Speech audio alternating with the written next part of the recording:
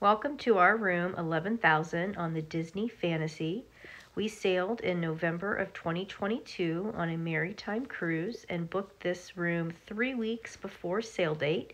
This was the last of the concierge rooms available.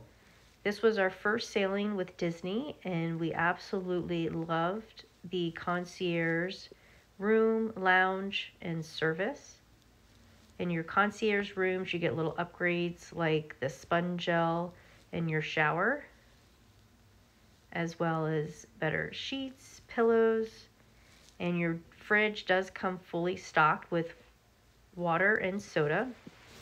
We decided to have sparkling water and mineral water with ours since we are not big soda drinkers.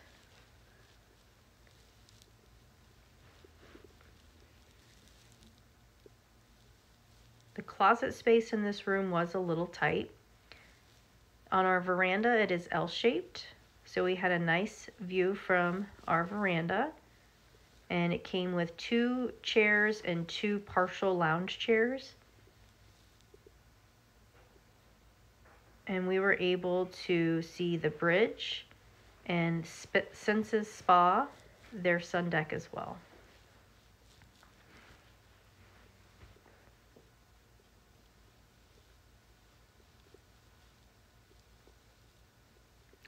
This was our day at sea. The next morning we were able to enjoy a beautiful sunrise.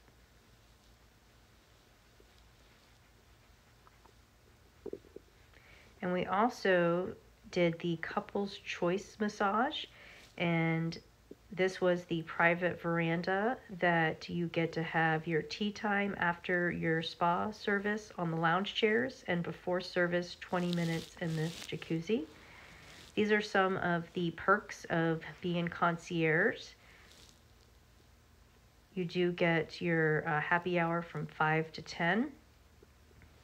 And on the sun deck, they do provide sunscreen, and you do have a private hot tub as well.